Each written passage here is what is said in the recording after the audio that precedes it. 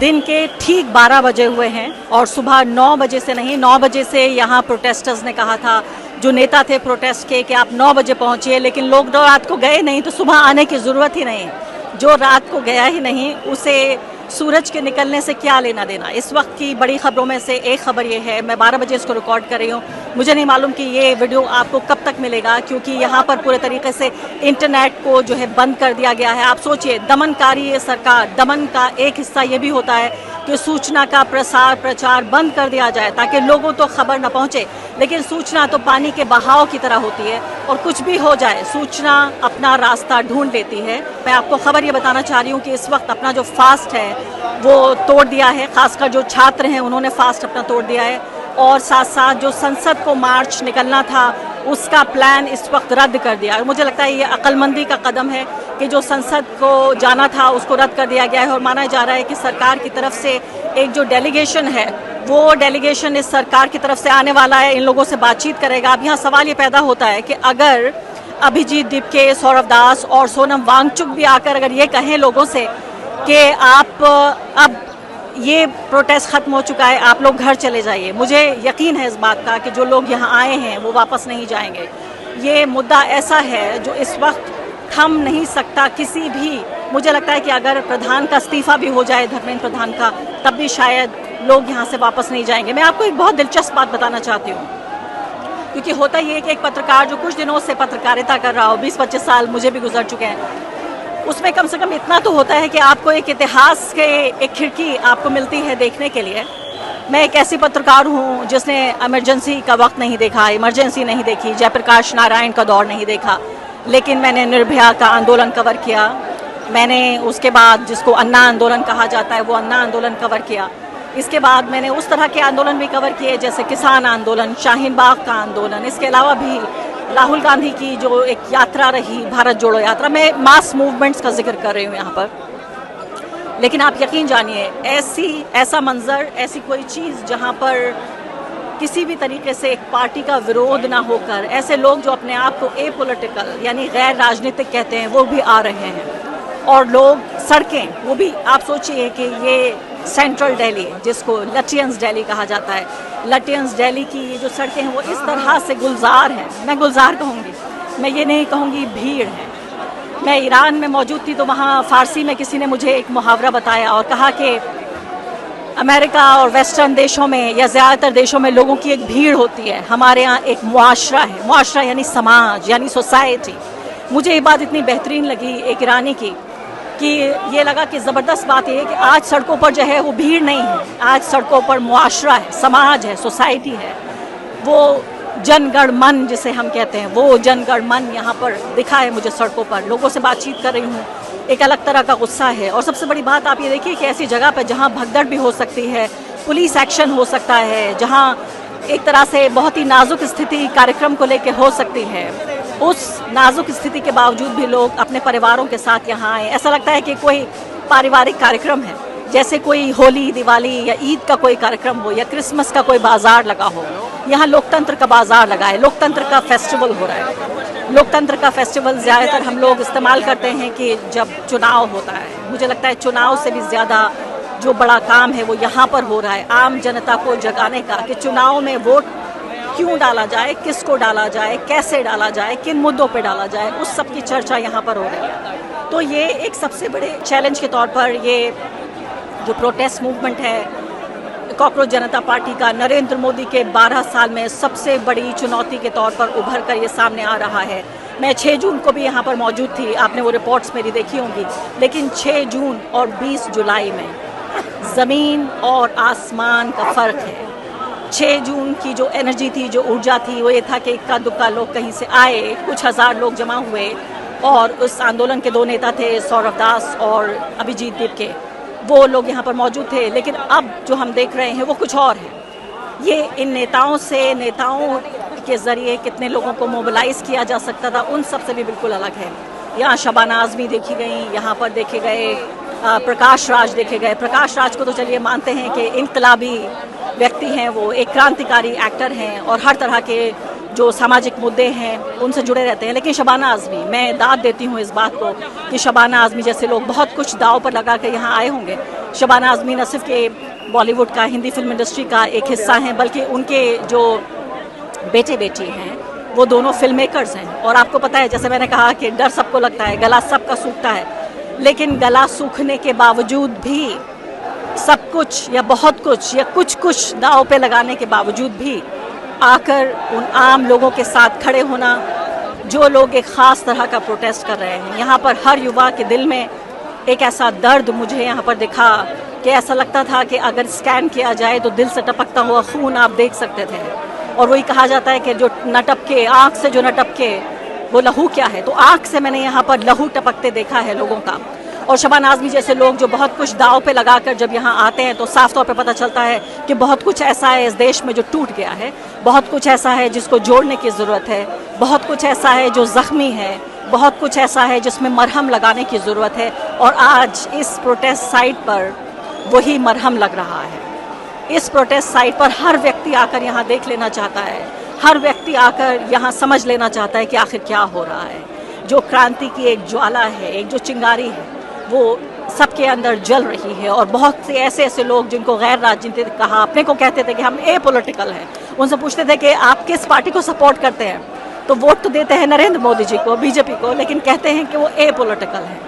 तो मुझे लगता है कि ये नरेंद्र मोदी के पैर से, उनके ज़मीन से नीचे खिसकती हुई ज़मीन साफ तौर पर नज़र आ रही है, उनके पैर के नीचे से खिसकती हुई ज़मीन। और सबसे बड़ी बात कि सरकार का अहंकार, ये देखिए आप कि इस अहंकारी सरकार ने, नरेंद्र मोदी ने मॉनसून सेशन में संबोधित किया देश को, संसद को संबोधित किया, लेकिन एक शब्द भी नहीं कहा इस बारे में कि कोई प्रोटेस्ट हो रहा है, कुछ लाख लोग यहाँ पर जमा हैं। ऐसा मंजर जो कि खुद नरेंद्र मोदी ने अपने 12 साल के कार्यकाल में नहीं देखा। क्योंकि पिछले जो प्रोटेस्ट हुए हैं, देखिए उनमें जो अलग बात थी वो क्या थी। एक आंदोलन था जो महिलाओं के मुद्दे पर था, निर्भया आंदोलन। दूसरा था, उसमें किसान थे ज़्यादातर, तो पहले में महिलाएं ज़्यादा थी, दूसरे में किसान थे, तीसरे में जो पड़ी हुई थी, जिनके वजूद पर आ गई थी, वो थे मुसलमान। तो ना तो किसान, ना मुसलमान, ना महिलाएं, ये वाकई जिसे हम कहते हैं एक मुख्य धारा, एक ऐसा मुद्दा जो पूरे देश को, देश की जनता को, युवाओं को प्रभावित कर रहा है। सबसे प्यारी बात मुझे बेजवाड़ा विल्सन ने मुझे बताई। उन्होंने कहा कि वो लोग जो शिक्षित नहीं हैं, जिनको कभी तालीम हासिल करने का मौका नहीं मिला, वो लोग भी यहाँ पहुँचे हैं। कैसा भद्दा मजाक है हमारे देश की जनता के साथ। उन्होंने कहा कि शायद जिन लोगों को तालीम हासिल करने का मौका नहीं मिला, वही तो तालीम को सबसे ज़्यादा समझते हैं, वही तो तालीम की कदर समझते हैं। मेरे पीछे आप देख रहे हैं, यहाँ पर एक बड़ा मजमा लगा हुआ है। 100 में आपको कैमरा ऊपर करके दिखाएंगी, और मैं इस उम्मीद में इस वीडियो को रिकॉर्ड कर रही हूँ कि जल्द आपके पास पहुँचेगा। और ये ग्राउंड रिपोर्ट्स, मैंने कई लोगों से बातचीत भी की है, उन लोगों की बातचीत भी आप सुनेंगे यहीं पर इसी चैनल पर हमारे ज़रिए। यहाँ पर जो लोग हैं वो किसी भी तरह से मूड में नहीं है वापस जाने के। तो अभी जब ये रिकॉर्ड कर रहे हैं, पुलिस ने यहाँ पर लाठीचार्ज भी किया है। उसके चश्मदीद हमारे साथ यहाँ मौजूद हैं। आप कौन, क्या नाम है आपका? मेरा नाम ओंकार है, महाराष्ट्र से आया हूँ। महाराष्ट्र से आया? हाँ। क्योंकि अभी एक इस्तीफा देने में क्या जाता है। नहीं हुआ क्या अभी लाठीचार्ज? हाँ, क्या हुआ, इन्होंने आगे छोड़ा बैरिकेड निकाल के। हम सब शांति से जा रहे थे, नारेबाजी कर रहे थे। उन्होंने आगे जाके इस तरह लाठियाँ बरसाई कि एक बच्चे के शरीर पे 3 लाठियाँ तोड़ी, उसका सर फूट गया। उसी भगदड़ में एक आंटी गिर गई, वो आंटी ने बच्चों को नीचे दब गई तेज से, उसको उठाने के लिए कोई झुका नहीं। उसी भगदड़ में मेरे साथ एक लड़की आई थी, मेरी बहन जैसी है, उसके कपड़े फट गए। फिर अगर हम कह रहे हैं कि हम उसको कपड़े पहना रहे हैं, उसको कुछ तो डाले, फिर हम जाते पीछे, मारिए मत, फिर भी उन्होंने नहीं सुना, वैसे ही धक्का दे दिया। मतलब ऐसा लाठीचार्ज थोड़ी होता है, ये तो तानाशाही हो गई। हमें तो आर्टिकल, हम इतना तो जानते हैं कि हमें हमारा जो संविधान है वो हक देता है, 19 ने कहता है कि आपको सब कुछ अधिकार है, आप बोल सकते हैं। हाँ, कितना बोलना वो भी 19B में बताया गया है। हम उतना ही बोल रहे हैं। हमने क्या मांगा? इस्तीफा मांगा। क्यों मांगा? 22 बच्चों ने जान दे दी। फिर 22 बच्चों की जान एक कुर्सी से ज़्यादा इंपॉर्टेंट है? आप बताएं मुझे। अगर इनके किसी के बच्चे मर जाते तो ये अब तो चुप बैठते। आप क्या कर रहे हैं? लोग क्या कहते हैं, मेरे घर में थोड़ी हुआ है, मैं क्यों जाऊँ? अरे जब तो हमारे घर में होगा तब हम जाएंगे। अगर हम अभी गए तो हमारे घर में होगा ही नहीं ना, आप ये समझिए। अब मैं जहाँ से आया हूँ, मेरे साथ बस में एक लड़का था, उसने मुझे क्या कहा, हम ना नहीं आ, मेरे साथ चल दे। मैं नहीं आ रहा, मैं बीजेपी का सपोर्टर हूँ। अरे मेरा तू सपोर्टर है, हम बीजेपी नहीं है, हम कांग्रेस भी नहीं है, हम किसी धर्म जात के भी नहीं है, हम क्यों जा रहे हैं? हमारे जो भाई लोग मरे नीट के पेपर के टेंशन में, इतने सारे स्कैम हो गए, ये जिम्मेदारी लेने की तैयारी नहीं है। इसीलिए उसने कहा। आप कब आए थे? हम कल निकले थे, आज सुबह आ गए। तो मैंने सुना है जब दीपके रोए तो कई लोग वहाँ से सिर्फ अपना टिकट बुक करा के आ गए दीपके के रोने से। दीपके के रोने से मतलब वो क्या हुआ, इन्होंने सोनम सर को उठा के ले गए। पहली बात वो क्या बात हुई, आप उनको ले गए उसका प्रॉब्लम है, आप प्रोटोकॉल के साथ आते, उनको ट्रेचर पे लेके जाते, ढकने की जरूरत क्या थी? आप इसलिए आए कि उनको उठा के ले वो गलत किया, हमें वो पसंद नहीं आया। अरे वो इंसान साइंटिस्ट है, उसने देश के लिए कितना किया, आपको उसकी कीमत नहीं, और एक अनपढ़ के लिए आप सब इतना कर रहे हैं। मुझे इसी बात की चिढ़ है, अगर मोदी जी थोड़ा भी अगर शर्म बचे ना, ऐसी बात नहीं करनी चाहिए, बड़े पद पे है, लेकिन क्या करें, अगर थोड़ी भी शर्म है ना आपने, तो आप वो कुर्सी जोड़ के बाहर आई है। हम आपसे कुछ मांगेंगे नहीं, हमें सिर्फ जवाब नहीं चाहिए। आपने अब तक एक प्रेस कंट्रोल नहीं की, कुछ ना किया, हमारी गलती क्या है इसमें, हमें बताइए। ना रोजगार दे रहे हैं, ना हमें हमारा हक मांग रहे हैं, हम थोड़ी भीख थोड़ी मांग रहे हैं। क्या गलत किया आप ही हमें बताइए, आप क्या गलत चल रहा है? किसी ने नारेबाजी, हमारा हक है, इनकलाब जिंदाबाद नहीं बोलना चाहिए, जय श्री राम, एक ने बोला जय श्री राम, अरे धर्म का नहीं है। फिर यहाँ कुछ ने तो अंधभक्त आए थे, उन्होंने बोला यहाँ ना वो हिंदू धर्म को गाली देते हैं। वो सीन तो आपको पता ही होगा, कुणाल कामरे ने कहा था कि सीता के पति का नाम लेके नीता के पति का काम करते, राम जी का यहाँ कहा अपमान हुआ, इसीलिए आप तो नंगे पैर दिखाई दे रहे हैं मुझे यहाँ पर। सौम्या देखिए चप्पल आपकी क्या हुई चप्पल? अरे हम ट्रेन में आ रहे थे, वहाँ भी बहुत सारी भीड़ थी, एक पूरी ट्रेन भर के हमारे यहाँ से आई है, पुणे से लेकर जलगांव नागपुर। चप्पल खो गई आपकी? चप्पल खो गई, मैंने तो कहा था वही बची थी, मोदी जी ने वो भी ले ली, अब क्या भी ले ली आपकी? उनको सिर्फ मिलना चाहिए, उनको मिलना। आप जब से आए कुछ खाया पिया आपने, सोए, आपके चेहरे से तो नहीं लग रहा मुझे। मैं कल से बीमार हूँ, मैं कल से बीमार हूँ, मुझे बुखार चल रहा है, मेरे खांसी चल रही है, मैं वैसे ही आया, मुझे जबान पे छाले पड़े। पर क्यों आया? अगर मेरे घर में कोई होता, अगर मेरी बहन भी होती तो मैं चुप बैठता घर में। मैं माँ बाप से बोला मैं जा रहा हूँ, उनकी परमिशन मिली, हाँ ना, मैं चल के आ गया, अकेले निकला था, एक को फोन करके साथ लेके आया। अरे आप अंधभक्त ना बनो, आप लॉजिकल विचार करो। क्यों कि अगर ऐसा ही चलता रहा और आज या कल इन्होंने इस्तीफा नहीं दिया तो फिर हमें सीरियस नहीं लेंगे, नहीं लेंगे अच्छा, मुझे आखिरी सवाल आपसे ये बताइए कि अगर इन्होंने कहा अभी दीपके ने और बाकी लोगों ने, सोनम जी ने, कि अब खत्म हो गया प्रोटेस्ट, तो आप चले जाएंगे?